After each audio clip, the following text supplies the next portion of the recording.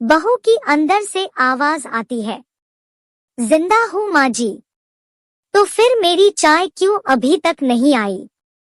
कब से पूजा करके बैठी हूँ, ला रही हूँ माँ जी। बहू चाय के साथ भजिया भी ले आई। सास ने कहा, तेल का खिलाकर क्या मारोगी क्या? बहू ने कहा, ठीक है माँ जी, ले जाती हूँ।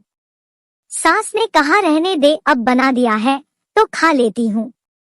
सास ने भजिया उठाई और कहा, कितनी गंदी भजिया बनाई है तुमने। बहू, माँ जी मुझे कपड़े धोने हैं, मैं जाती हूँ। बहू दरवाजे के पास छिपकर खड़ी हो गई। सास भजिया पर टूट पड़ी और पूरी भजिया खत्म कर दी। बहू मुस्कुराई और काम पर लग गई। दोपहर के खाने का वक्त हुआ। सास ने फिर आवाज लगाई, कुछ खाने को मिलेगा। बहू ने आवाज नहीं दी। सास फिर चिल्लाई, भूखे मारोगी क्या? बहू आई, सामने खिचड़ी रख दी। सास गुस्से से, ये क्या है, मुझे इसे नहीं खाना, इसे ले जाओ। बहू ने कहा, आपको डॉक्टर ने दिन में खिचड़ी खाने को कहा है, खाना तो पड़ेगा ही। सास मुंह बनाते हुए, हाँ तू मेरी माँ बन जा। बहू फिर मुस्कुराई और चली गई। आज इनके घर पूजा थी। बहू सुबह 4 बजे से उठ गई। पहले स्नान किया, फिर फूल लाई, माला बनाई, रसोई साफ की, पकवान और भोज बनाया। सुबह के 10 बज गए। अब सास भी उठ चुकी थी। बहू अब पंडित जी के साथ भगवान के वस्त्र तैयार कर रही थी। आज ऑफिस की छुट्टी भी थी। उनके पति भी घर पर थे। पूजा शुरू हुई। सास चिल्लाती, बहू ये नहीं है, वो नहीं है। बहू दौड़ी दौड़ी आती और सब करती। अब दोपहर के 3 बज गए थे। आरती की तैयारी चल रही थी। पंडित जी ने सबको आरती के लिए बुलाया और सबके हाथों में थाली दी। जैसे ही बहू ने थाली पकड़ी, थाली हाथों से गिर पड़ी। शायद भोज बनाते हुए बहू के हाथों में तेल लगा था, जिसे वो पोंछना भूल गई थी। सारे लोग तरह तरह की बातें करने लगे। कैसी बहू है, कुछ नहीं आता, एक काम भी ठीक से नहीं कर सकती, ना जाने कैसी बहू उठा लाए। एक आरती की थाली भी संभाल नहीं सकी। उसके पति भी गुस्सा हो गए, पर सास चुप रही, कुछ नहीं कहा, बस यही बोल के छोड़ दिया, सीख रही है, सब सीख जाएगी धीरे धीरे। अब सबको खाना परोसा जाने लगा। बहू दौड़ दौड़ के खाना देती, फिर पानी लाती। करीब 70-80 लोग हो गए थे।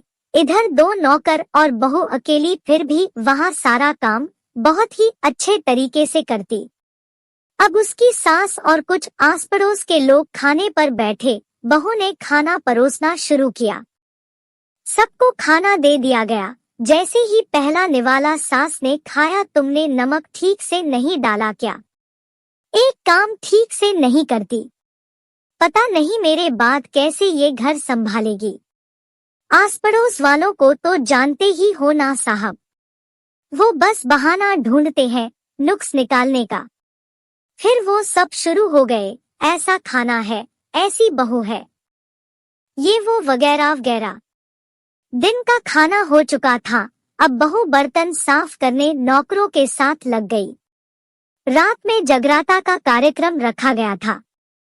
बहू ने भी 1-2 गीत गाने के लिए स्टेज पर चढ़ी। सास जोर से चिल्लाई, मेरी नाक मत कटा देना, गाना नहीं आता तो मत गा, वापस आ जा। बहू मुस्कुराई और गाने लगी। सबने उसके गाने की तारीफ की, पर सास मुंह फुलाते हुए बोली, इससे अच्छा तो मैं गाती थी जवानी में, तुझे तो कुछ भी नहीं आता। बहू मुस्कुराई और चली गई। अब रात का खाना खिलाया जा रहा था। उसके पति के ऑफिस के दोस्त साइड में ही ड्रिंक करने लगे। उसका पति चिल्लाता, थोड़ा बर्फ लाओ, तो सास चिल्लाती, यहाँ दाल नहीं है, फिर चिल्लाता, कोल्ड ड्रिंक नहीं है, पापड़ ले आओ। इधर उधर आखिरी में उसके पति की शराब गिर पड़ी उसके एक दोस्त पर और बोलत टूट गई। पति गुस्से में दो झापड़ अपनी पत्नी को लगाते हुए कहता है, जाहिल कहीं की, देखकर नहीं कर सकती, तुझे इतना भी काम नहीं आता। सारे लोग देखने लगे। उसकी पत्नी रोते हुए कमरे की तरफ दौड़ी। फिर उसके दोस्तों ने कहा, क्या यार पूरा मूड खराब कर दिया, यहाँ नहीं बुलाया होता, हम कहीं और पार्टी कर लेते। कैसी अनपढ़ गंवार बीवी ला रखी है तूने, उसे तो मेहमानों की इज्जत और काम करना तक नहीं आता, तुमने तो हमारी बेइज्जती कर दी। अब आस पड़ोस की औरतों को और बहाना मिल गया था। वो कहने लगी, देखो क्या कर दिया तुम्हारी बहू ने, कोई काम की नहीं है। मैं तो कहती हूँ अपने बेटे की दूसरी शादी करा दो, छुटकारा पाओ इस गंवार से। सास उठी और अपने बेटे के पास जाकर उसे थप्पड़ मारा और कहा, अरे नालायक, तुमने मेरी बहू को मारा, तेरी हिम्मत कैसे हुई, तेरी टांग तोड़ दूंगी।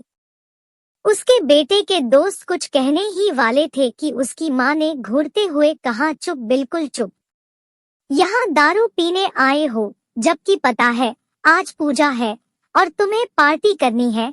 कैसे संस्कार दिए हैं तुम्हारे माता पिता ने, और किसने मेरी बहू को जाहिल बोला। जरा इधर आओ, चप्पल से मारूंगी अगर मेरी बहू को किसी ने शब्द भी कहा तो। अरे पापी, तूने उस लड़की को बस इसलिए मारा कि तेरी शराब टूट गई। पापी, वो बच्ची सुबह 4 बजे से उठी है, घर का सारा काम कर रही है, ना सुबह से नाश्ता किया ना दिन का खाना खाया, फिर भी हंसते हुए सबकी बातें सुनते हुए, ताने सुनते हुए घर के काम में लगी रही। तेरे यार दोस्तों को वो अच्छी नहीं लगी, जूते से मारूंगी तेरे दोस्तों को जो कभी उन्होंने ऐसा कहा। उसके यार दोस्त चुपके से खिसक लिए। अब सास बहू के कमरे में गई और बहू का हाथ पकड़कर बाहर लाई। सबके सामने कहने लगी, किसने कहा था अपनी बहू को घर से निकाल के दूसरी बहू ले आना, जरा सामने आओ। कोई सामने नहीं आया। फिर सास ने कहा, तुम जानते भी क्या हो इस लड़की के बारे में, ये मेरी माँ भी है, बेटी भी। माँ इसलिए मुझे गलत काम करने पर डांटती है और बेटी इसलिए। कभी कभी मेरी दिल की भावनाएं समझ जाती है, मेरी दिन रात सेवा करती है, मेरे 1000 ताने सुनती है पर एक शब्द भी गलत नहीं कहती, ना सामने ना पीठ पीछे। और तुम कहते हो दूसरी बहू ले आऊं। याद है ना छुटकी की दादी अपनी बहू की करतूत। सास ने गुस्से से पड़ोस की महिला को कहा, अभी पिछले हफ्ते ही तुम्हें मियां बीवी भूखे छोड़ घूमने चले गए थे। मेरी इसी बहू ने 7 दिनों तक तुम्हारे घर पर खाना पानी, यहाँ तक कि तुम्हारे पैर दबाने जाती थी, और तुम इसे जाहिल बोलती हो। जाहिल तो तुम सब हो, जो कोयले और हीरे में फर्क नहीं जानते। अगर आइंदा मेरी बहू के बारे में किसी ने एक लफ्ज भी बोला तो मुझसे बुरा कोई नहीं होगा, क्योंकि ये मेरी बहू नहीं, मेरी बेटी है। बहू सिसकियां लेते हुए फिर कमरे में चली गई। सास ने एक प्लेट उठाई और भोजन परोसा, बहू के कमरे में खुद ले गई। सास को भोजन लाते देखा तो बहू ने कहा, अरे माँ जी, आप क्या कर रही हो, मैं खुद ले लेती। सास ने प्यार से ताना मारते हुए कहा, डर मत, इसमें जहर नहीं है, मार नहीं डालूंगी तुझे। तुझे नई सास चाहिए होगी, पर मुझे अभी भी तू ही मेरे घर की बहू चाहिए। बहू ने अपनी सास को रोते हुए गले से लगा लिया। सास भी रो दी और कहा, चल खाना खा ले। फिर मजाक करते हुए कहा, फिर मेरे पैर दबाने चले आना, और ये ख्याल मन में मत लाना कि सास पैर दबाने को बोलती है, किसी दिन मैं इसका गला दबा दूंगी, क्योंकि कभी मैं भी यही सोचती थी। दोनों खूब हंसने लगती है। अगर आपको हमारी कहानी पसंद आई हो तो हमारे चैनल को लाइक और सब्सक्राइब जरूर करें, और अगर ऐसी ही कहानी और चाहिए तो कमेंट बॉक्स में जरूर लिखें। धन्यवाद।